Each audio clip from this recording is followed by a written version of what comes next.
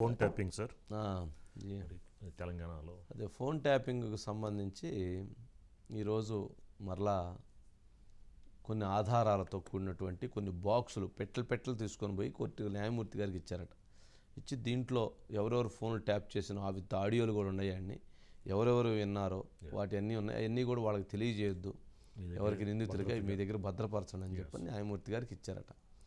అయితే రెండుసార్లు దీనికి సంబంధించినటువంటి ఏమంటాం ఛార్జ్షీట్ దాఖలు చేస్తే గతంలో 2 సార్లు దీన్ని మళ్ళీ మీరు సరిగ్గా ఛార్జ్షీట్ దాఖలు చేయండి అని చెప్పి 2 సార్లు రిజెక్ట్ చేశారు. ఇప్పుడు 3వసారి మళ్ళీ వాటికి సంబంధించినటువంటి ఛార్జ్షీట్ విత్ డాక్యుమెంట్ విత్ ఎవిడెన్స్తో సబ్మిట్ చేశారు. ఒకసారి 2 సార్లు ప్రభుత్వం వైపు నుంచి 2 సార్లు ఛార్జ్షీట్ వెనక్కి రావటం అంటే అది బ్లండర్ మిస్టేక్, అలా ఉండకూడదు. ఎందుకనంటే కేసుకు ఉన్నటువంటి ప్రాధాన్యత విలువ తగ్గిపోతుంది. మరి ఏంటో మరి ముఖ్యమంత్రి రేవంత్ రెడ్డి గారు కూడా కొద్ది అంటే ప్రభుత్వం అంటే ఆయన కదా బాధ్యత. కొద్ది రోజులు ఫోన్ ట్యాపింగ్ అంటారు, కొద్దిసేపు ఏమన్నా కాళేశ్వరం అంటారు, కొద్దిసేపు ఏమన్నా విద్యుత్ అంటారు, కొంచెంసేపు ఏమన్నా గొర్రెల స్కామ్ అంటారు, కొంచెంసేపు బర్రెల స్కామ్ అంటారు, కొంచెంసేపు నీటి స్కామ్ అంటారు, ఇంకోసేపు ఇంకోటి అంటారు. అసలు ఏది ఒక్కడు కూడా సరైనటువంటి ఒక బలమైనటువంటి విధానంతో వెళ్ళట్లేదేమో అనిపిస్తూ ఉంది. ఏదన్నా అంటే దానికి రిజల్ట్ ఉండాలి.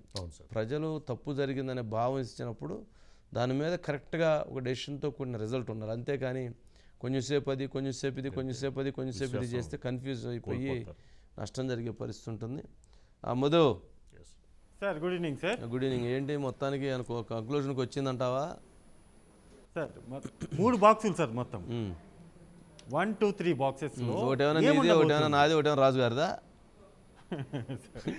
ఒకటి బీఆర్ఎస్ పార్టీ కావచ్చు, బీఆర్ఎస్ పార్టీకి సంబంధించినటువంటి ముఖ్య నాయకులకు సంబంధించినటువంటి వివరాలు ఏదైనా ఆ 3 బాక్సుల్లో ఉన్నాయా? ఈ రోజు అంటే గతంలో 2 ఛార్జ్షీట్లను దాఖలు చేసినప్పటికీ ఆ 2 ఛార్జ్షీట్లను పరిశీలించినటువంటి కోర్టు వాటిని మళ్ళీ వెనక్కి పంపించారు. వెనక్కి పంపించడమే కాకుండా ఈరోజు కొత్తగా దాఖలు చేసినటువంటి ఛార్జ్షీట్ ఏదైతుందో దాన్ని స్వీకరించారు. అలా స్వీకరించినటువంటి మొత్తం వాటిలోనే డీటెయిల్స్ అన్నీ కూడా ఉన్నాయి. హార్డ్ డిస్కులు, పెన్ డ్రైవ్లలో కొంత మెటీరియల్ ఎవిడెన్స్ ఏదైతే ఉందో ఆ ఎవిడెన్స్లు అన్నింటినీ కూడా అందులో పొందుపరిచారు. అయితే అలా పొందుపరుస్తూనే ఒక కీలకమైనటువంటి వ్యాఖ్య చేశారు సార్. ఇది టోటల్ ట్విస్ట్. ఈ కేసులో చూసుకుంటే ట్విస్ట్ ఏంటంటే పీపీ తన వాదనలు వినిపిస్తూ కూడా ఈరోజు మేము సమర్పించినటువంటి అంటే పోలీసుల తరపున సమర్పించినటువంటి ఆధారాలు ఏవైతే ఉన్నాయో ఆ ఆధారాలను నిందితులు అంటే మాజీ పోలీస్ అధికారులు ఎవరైతే ఉన్నారో వాళ్లకు చేరకుండా ఉండేలాగా ఆదేశాలు ఇవ్వండి అనేటటువంటి వ్యాఖ్య ఆయన అయితే చేశారు. సో వెంటనే దానికి కూడా ధర్మాసనం ఓకే చెప్పింది.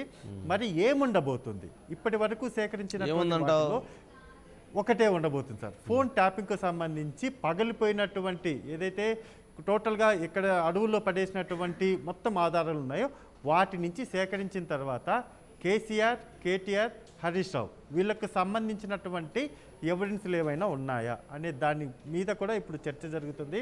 ప్రధానంగా కూడా వీటిలో టోటల్గా ఈ 3 బాక్సులలో కూడా ఏదైతే టోటల్గా స్మాష్ చేశాము అంటే పూర్తిగా డీటెయిల్స్ అన్నీ కూడా ఎక్కడ కనిపించకుండా స్మాష్ చేశాము అనేటటువంటి ఆలోచనలో ఉన్నటువంటి వాళ్ళందరికీ కూడా పోలీసుల అధికారులు అంటే ఇన్వెస్టిగేషన్కి సంబంధించినటువంటి అధికారులు ఒక ట్విస్ట్ ఇవ్వబోతున్నారు.